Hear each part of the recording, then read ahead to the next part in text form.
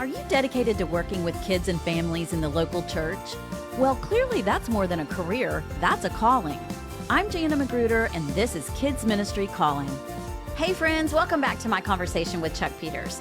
For those of you new around here, Chuck is Lifeway's Next Gen Director and podcast host of Etch Next Gen Ministry Podcast. This is part 2 of a conversation I had with Chuck around what matters most when setting goals in your ministry. If you haven't checked out part 1 of our conversation, I highly encourage you to go check it out before listening to this episode. Now let's jump into the second half of my conversation with Chuck Peters. Yeah, so that sets up the number 3. Okay. So the number 3 tip for goal setting is to set actionable. So I like the words practical, applicable, actionable. They're ubbles. They're ubbles. You need to be able to accomplish these goals. Practical, actionable, or practical, applicable, and actionable. But the key word here is to set actionable, incremental goals. Okay. So I kind of got ahead of you then because I was excited you about were there. this. Yeah, okay. Which is great. That's great. Right. We'll just back it up just a tiny bit. Okay. So, it can be really hard. Okay, so I've got a couple examples I like to use for this one. Yeah. Okay, so one is, like I've been working on trying to lose some weight, trying to be healthier, right? If you've ever done this, it's hard to lose 50 pounds. It's hard. It's much easier to lose 1 pound 50 times. Yeah. I can lose 1 pound. Yeah. That's good. And then I can do it again and do it again and do it again. It's achievable. But if it's 50, it seems insurmountable. It's huge. And then you just give up. Yeah. It's like, I not can't worth it. do that. Yeah. Right. Even if I lose 15, it's like, But I didn't failed lose because I 50. didn't get 50. Yeah. So the idea of setting these incremental goals is really healthy so that we don't lose heart and give up, right? In due time, you will reap if you don't lose heart. Yeah. Just lose weight. That's right. Yeah, lose weight. Don't lose heart. There you go. That's the losing weight thing. It's easier to lose 1 pound 50 times. And I know you're like, I've lost the same pound 50 times. Lose it, gain it. Lose it, gain it. I can do that easily, but to keep them off. But the idea of setting those small goals that are steps on the way. So the other example I like to use that everybody can relate to is the road trip. Right? I know your parents are in Texas. You go down and take the kids. You've done that many times, but you've done it as a road trip. Yes. And so what happens when we take those long road trips, especially when we have kids in the car, when you're the one driving, and this is true of you as you're driving the metaphorical bus of your ministry, you got a whole bunch of people who are in the back seats. You're at the wheel. Yeah. You decide how fast you go. You decide when you're going to turn, when you're going to stop, when you're going to not stop. Yeah. And so, those people that are along for the ride. But when you're on that road trip with the family or a group of others, we typically would identify like landmarks along the way. And you get to know them, right, as you take that same road. And so it might be Buc-ee's. Yeah, right. Buc-ee's. That's become Perfect one. landmark. It's like, okay, which exit has the Whataburger or has the Sonny's barbecue or has the whatever. So yeah, and you plan along those things. So when I was when I was in college living in New Jersey and driving to Bible college in South Carolina, there was south of the border in South Carolina. Does anybody remember, Donnie? You remember south of the border? Do you even what know are we south of the talking border? about? Okay, so if you know, you know. I This don't is one know. of those Okay. IYKYKs. So there is this really tacky place. It's like on the border of North and South Carolina. I'm not sure it's even there anymore. And it's kind of like Buc-ee's, where like hundreds of miles away. This was before Buc-ee's. Okay. Hundreds of miles away, there would be these big billboards that's like 193 miles south of the border. It was all And this is in what state? I feel it was like in the Carolinas. South of the border.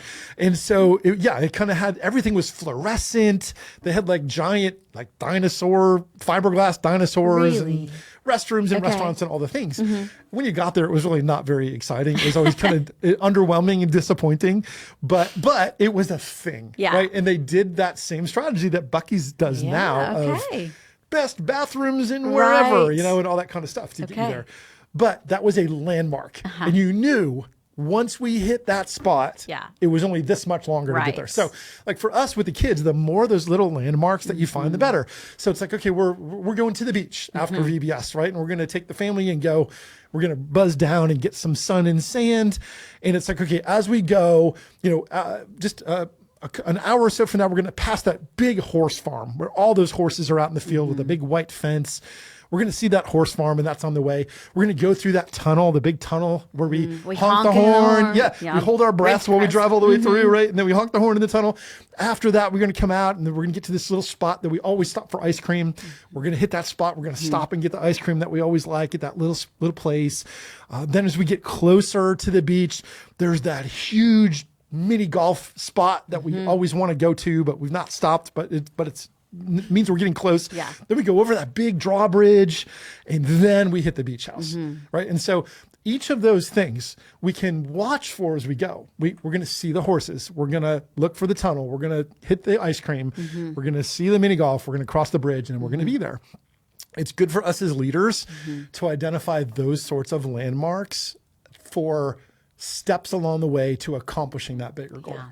So if that big goal is we want every kid to own and carry and read their own Bible, okay, well, that could be a huge goal. How do we accomplish that? What can I do for that? But when we break that down, it might be, okay, we are going to have a value of giving kids Bibles. And so if you have a kid in your group who doesn't have a Bible, we're going to sponsor every kid gets a Bible, right? And so now I can, in my group, ask kids if they have a Bible. We can use them in our group. So I like to encourage leaders. One of the ways that we might encourage that behavior of kids bringing their Bibles is I want all my leaders to bring their Bibles. Good point. Not just not use one, like use your phone. No, read it off the page, the printed page. No. Book. Or just pick up a classroom Bible, which that's better than not having one. But when I bring, and I've found this to be so true, when I'm leading a large group on Sunday morning at my church and I hold up my Bible and I have a kid who comes up afterwards and asks me a question, I can open my own Bible and they see the cover has it's worn out and they can see things I've highlighted and underlined and bookmarks, all the things I've written in the margins. They can tell that that book is important to me. Caught, not taught. Caught, not taught. Yeah, it's modeling. Yeah. And so I want all of my leaders to bring their own Bibles. And then that's another step. So one step is we're going to give Bibles. Another, we're going to bring our own Bibles. We're going to open those in small group time and in large group time. We're going to maybe incentivize kids to bring their Bibles to church. When you bring your Bible, you're going to get a point, or you're going to get a treat or something, some kind of acknowledgement. And then maybe you want to inspire kids to give Bibles to friends or something, right? Bring somebody else to get a Bible. I'm a huge fan of like what I think of as like the highlight of the week, where teaching kids to bring a highlighter and whatever our key reference is, ask them to open up and highlight that verse in their Bible. And at the end of a year, they could have 52 different verses highlighted. All teaching them Bible skills and Bible, putting the value on the Bible, right? And so each of those are little things that are attainable, that I can participate in, that lead to that ultimate goal, that child has a Bible of their own that they're comfortable with. Yeah. So that's great. Steps along the way. Landmarks. I love that. That's going to stick with me. Yeah. So. I think of that. And then, I love to map that out. So if you think about like I mentioned the horses and the tunnel and the ice cream. If you just draw that out on a piece of poster, all these things as a road or a pathway, and you drop on it, give away Bibles, hold up a Bible, use it in a small group, highlight a verse, tell a friend, carry it with you. Each of those things becomes a place where we can drop a pin that says you are here. It's like the map at the mall, right? Where am I? I don't know. People need to know where you are with these goals. And so like I'm a sports guy. And so my two boys played soccer, all kinds of different sports, right? And when they were little, there was no scoreboard. That's it annoying. Drove me crazy. So annoying. Right, because the whole point of playing, I'm sorry if you disagree, it's okay. There's room, unpopular opinion. If you don't have a scoreboard, what's the point of the game? Just have fun. No, it's just about the score, right? You're that's how we know dad. how we're doing. Yes, that's true, soccer dad.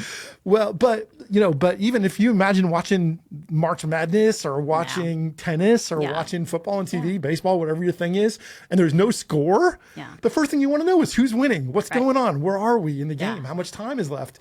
And so I love the idea of creating a scoreboard. So if it's, we're building a relational connection and we have a goal that we want to give out 5,000 high fives, to kids or kids in our church, giving them out. We can track that. We can put up a scoreboard. We can use screens in our hallways. We can talk about, memorizing X number of verses or bringing Bibles or giving Bibles. Whatever that thing that we can quantify a score for, let's report the score and put it up somewhere, display it. Your business and marketing skills are showing right now. But then everybody in the church can get bought in. They're like, did you know? Listen, guys, most of the time we can have goals in our kids' ministries that never make it to the sanctuary. Yeah. They don't even know we're giving away Bibles and have a goal of that. But if they do, those adults can see a scoreboard. Our goal is to give away 500 Bibles to 500 kids. Okay. We've given away 73. Now adults in church can be like, I want to get on board. Can I sponsor Bibles? I'll buy 10, right? What can I do to help? And so now they can all be bought in on what's happening. So the scoreboard isn't the goal. The scoreboard is raising awareness of what is happening. Very good. All right. Let's keep moving. Okay. We're on number 4. Number 4. 4 out of 7. Yep, 4 out of 7. We're breaking the halfway mark here. Okay, so number 4 is to the goals that you set. I would want them to be compelling kingdom goals that are driven by mission, not metric. So it's not just about more and bigger. It's about effective for the kingdom. Right. So we talked about the importance of Bibles. That's a great goal because it helps accomplish that. Other spiritual disciplines, things like that.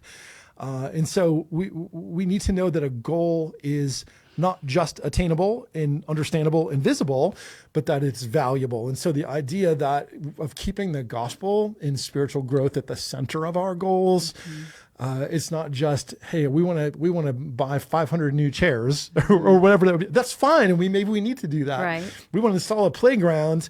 Is the playground the goal, or is the playground a means to an end? Right. We want to reach our community. That doesn't come to church. By installing this playground, we can invite families to come and we can engage them with the gospel. Okay, that's a whole different goal. And so we need to make sure that we're setting our sights on things that really matter, that are kingdom oriented, that are missional, as well as measurable and memorable. And that I even think about, I don't know, a super relatable scenario would be like maybe you do need a playground and you have to go before the budget committee. Oh, yeah. Right. To put it in your budget or to find the funds. Yes. And I think people are much more likely to throw in on a goal, whether it's, budget related or trying to communicate that to other business leaders at the church or ministry leaders, finance. Thank you. That's who I was looking for. The finance committee. Leading with this kind of vision for the playground, it's not just about we need a playground, where it's attached to that bigger, more compelling. It helps connect the dots to something and they need to hear people that. can get behind. That's right. Right? That's right. Because if I just it's hear a gospel playground. Yeah, right. That's right. If I just hear Jana wants to spend $15,000 on a playground, don't we have one already? Yeah. Yes, it's like a horse on a spring and an old metal slide that kids fall off of every week and burn their legs. It needs to be updated. It's not safe. But it can be easy to get caught up in the dollars of that. But when it's like, okay, hold on. What's the purpose of that? Is not just because you want to have something that looks better or makes you feel good or boosts your ego.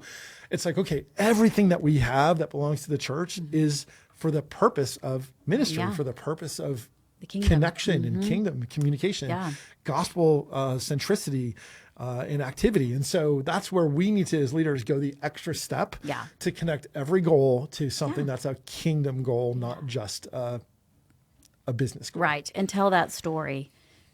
That makes it super compelling. Okay. We're on number 5. Number 5. Okay. This is one of the ones that's like, this is the pulling the reins back. Okay. Don't overdo it. Okay. So some of us have no goals and we just wing everything. That's dangerous. Please don't do that. Set goals. Right. Others of us have a list of 9 million goals. Yeah. And it's so much on a spreadsheet. Nobody else can understand it. Nobody can sort it out. You can't attain it. It's just too much. Yeah. So my encouragement is select a few goals to focus on. Okay. So this comes back to the focus, right? You can't hit 19 targets. You can only hit one at a time. Right. So it's if you have more than 5 big goals in a year, people cannot keep up with you. Yeah. So it's really important. I would say 3. Even 3? Yeah, 3 is plenty. Make sure they're valuable, worthwhile goals that are compelling, that people want to get bought in on, that they're not menial goals or purposeless goals that don't matter, but don't set 12 goals because it's too much. So the test would be if a volunteer can't remember what the goals are, you're doing too much. Yeah. Right? So the hope would be that every volunteer and every parent, every pastor in your church will be able to say the 3 big goals of our church this year are relational connection, Bible engagement, and whatever this other thing is, right? Bring in a friend. Yeah. So those are our 3 big goals. And so, we want to go deep, we want to go wide, and we want to go far, whatever your little goals are, to make them memorable and catchy so that every person on your team should be able to understand, comprehend, and communicate, articulate what those are. Yeah. Keep Okay. it simple. That's it can a be really caution. easy for me to want to have more and more and more and more Really? goals. Yeah, right? I haven't been working with you for that long. I didn't know that. And then for some people, I am not this person, but for some of you, I know the greatest day in your life is when you can cross something off and say it's done. Yes. Are you one of those people? I love to check I know it you off. like your list and Yeah. you like to cross it off. So if you have too many goals, you really don't get to enjoy the crossing off of the things, right? So true. to have a few and then to be like, okay, there's progress. We're on the map. We're 3/4 of the way there, and we're driving toward this goal by this date. And another tip that's not on my list, but that I'll throw in as a bonus, is set a time frame for your goals. That's good. It's not just we want to give away 500 Bibles over the next 500 years, forever. Right. It's like we want to give away 500 Bibles by September 1st. Yeah. Right. And so, or 500 by February. There's Yeah. little alliteration there, There you right? go. So now you have a timeline. So that timeline builds a sense of urgency. It creates excitement and energy. And then you can pace towards something. If it's just like we're going to the beach and we get in the car, everyone wants to know, are we there yet? But also, how long is it going to take? Right. How much longer? Right. And if we're like, well, we're going to the beach, but we're going to drive from Tennessee to Indiana first, and then we're going to go to Illinois, and then we're going to go to the beach. Yeah. That's way too far out of the way, right? And now you've lost me because I'm like, I just want to get there. Yeah. So setting dates and timelines for your goals is another tip. Yeah. So that's a little Time bonus. box it. Yeah. Cool. All right. Are we coming in on We're coming in on number the 6? last 2. Okay. So Okay. number 6, focus on people, not programs. That's And good. so again, this is another subtlety. A lot of these things are subtle, Yeah. right? It's like I'm focused on the playground, but really it's not about the playground. It's about the impact of the playground on people, right? So the playground is valid, but it's not an end. It's a mechanism. So I would encourage you, set your goals that there should be a face for every goal. Okay. Okay. So Say more about that. we might have, so you want to know who, and so going back to marketing and things like that, we often in marketing talk about a persona. Who is the persona who uses the Gospel Project or who uses Lifeway VBS, who comes to Century Kid Camp? We can get an idea of what their preferences are, what their likes are, and we can say, okay, the person who comes to Century Kid is Pastor Steve, and we know Pastor Steve is of a certain age and he likes certain things, and so we can approach our goals for that with him, which is maybe very different than Miss Rhonda, who's our VBS person, and we know what she's like. So in this, it's always good with a goal to identify, even if it's a generic made up person, who's the person we're trying to reach? Yeah. We're trying to reach moms. So like my short list is you might have some goals on how to develop your volunteers. Okay. So it's great to set volunteer development goals.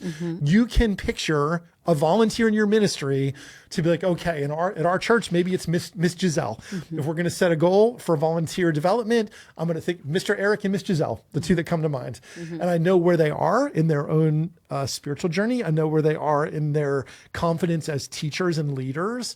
I know where they are in terms of their buy-in, but I want to meet them where they are and bring them to the next level. And when I think of that goal as how do I develop Miss Giselle and Mr. Eric, I can do it more effectively for everybody. So volunteers. That's good. Parent partnerships is another one. Think about a family in your church and set a goal for all parents while you think about a couple parents. And again, we also need to be careful to not assume any longer. I've had lots of conversations about this. Yeah. Really good conversation with our friend Shelly Melia about this, where I told her I've stopped talking to kids in my large group setting about your parents. Parents, yeah. Because not every kid That's has right. parents. That's right. And as much as 40% of kids in the U.S. have a single parent home, there are many beyond that who have a non-traditional home where they have a foster family, an adoptive family, grandparents raising them. Or any kinds of other slices of what family looks like. So I have started talking about your grown-ups. Your grown-ups are coming to pick you up in just a few minutes. Good. So when your grown-ups get here, make sure you tell them this and share this with them, right? So it's just a different mindset. Yeah. But I'm glad so you as brought we that up. picture, who is it? What is the family in our church? Right? Is it that single mom? Yeah. What are we doing there to serve that that segment better? And so that's it's great to focus on those people. So volunteers, parents, leadership pipelines and things to develop other leaders to grow, spiritual growth and formation in kids. So you can picture those kids, right? And you might say, set goals for each grade potentially when they're in first grade, second grade, third grade, fourth grade, fifth grade. I want them to be here, here, here, and here on this pathway. So, but setting your goals focused on the people, not just the program. So we've moved beyond the ministry area goals to these are nested under other areas. Yeah, that's right. Because It's a great way to think of it. yeah, because I'm thinking about other things that our leaders listening may think about when they're having this summer dreaming time. They may have a goal to make sure that they go to a worship service every Sunday. That's Which is a very good personal, but it's part of the health of the overall ministry. Yes. So things like that, or to make sure a volunteer goal could be to this year or by Christmas, we have a volunteer that serves every week in every class. So that you're I know a lot of churches are trying to get out of the business of once a monthers, Yes. And so if you I'm made that a huge goal, fan of getting out of that. Yes. If people are serving out of need and obligation, if they're serving out of obligation on a rotation, that is counter to the goal of relationship and discipleship and relationship.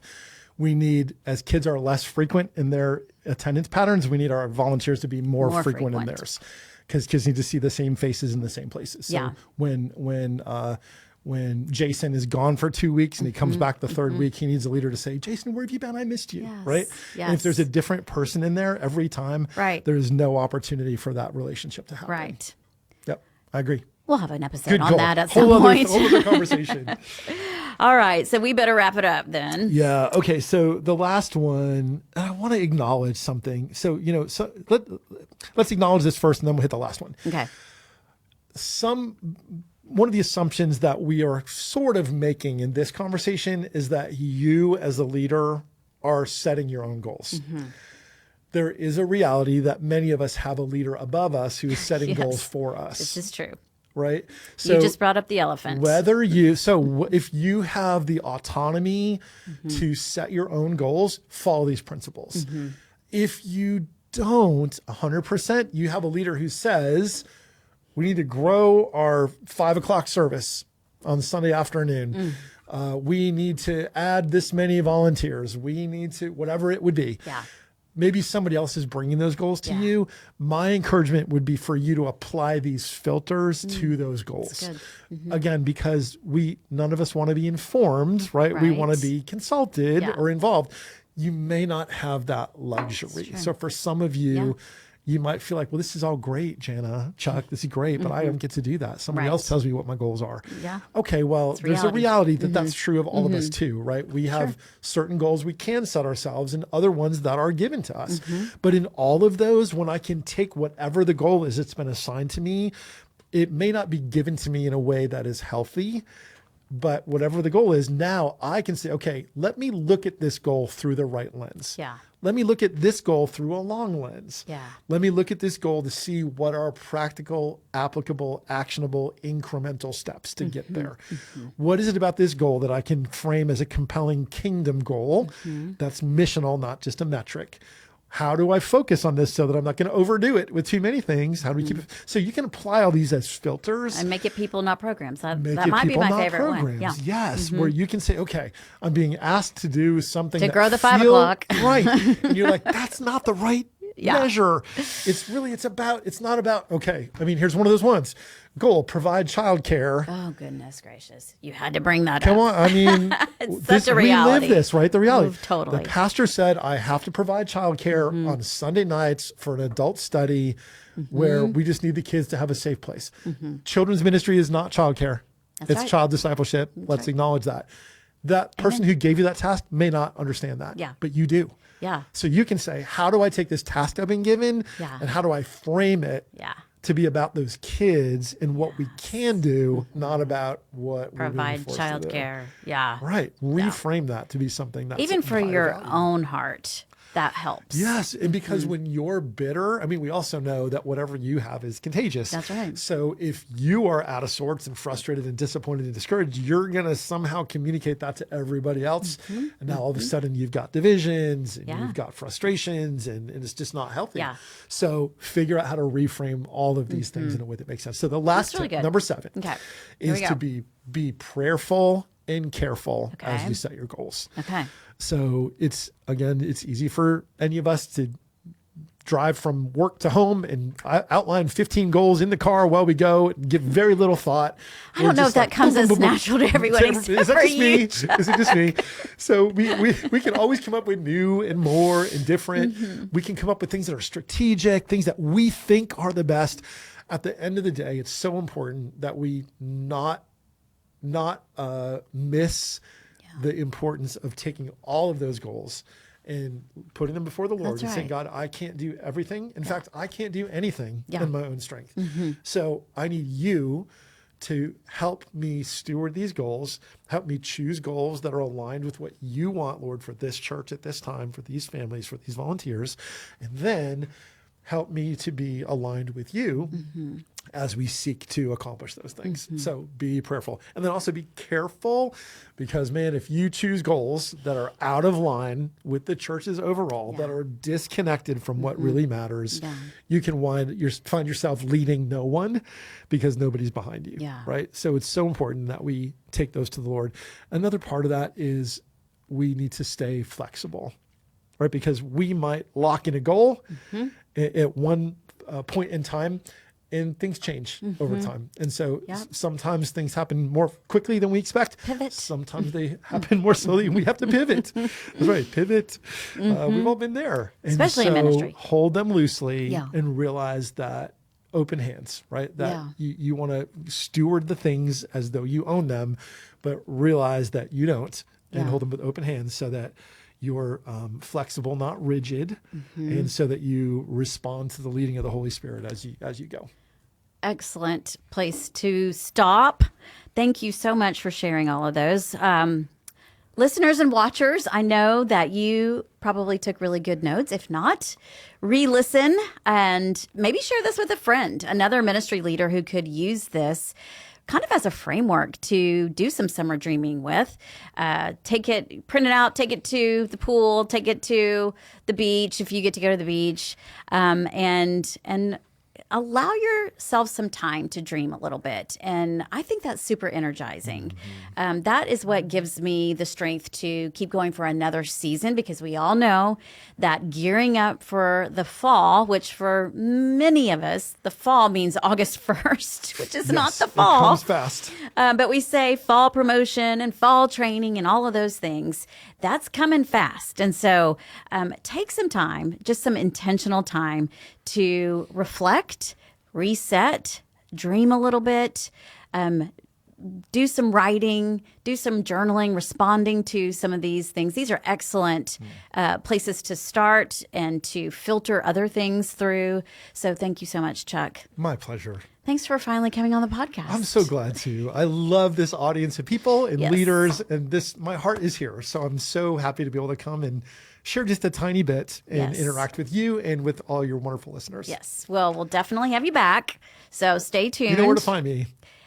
We don't have time for you to even share your calling story, which tells me that we're going to have you back really soon, because we want to know, what is your calling story? So be thinking about that, because we're at time right now, but that'll give us something to look forward to in your next episode. Sounds great. Let's do it. All right. Well, everybody, thank you so much for joining us today. Thank you for listening and maybe even watching now. And be sure to come back next time for another episode of Kids Ministry Calling.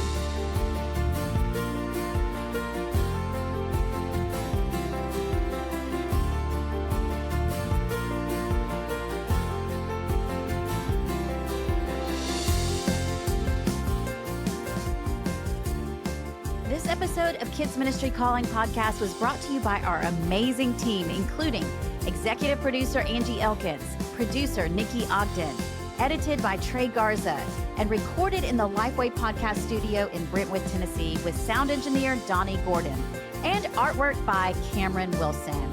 And I'm your host, Jana Magruder. Thanks for listening to Kids Ministry Calling.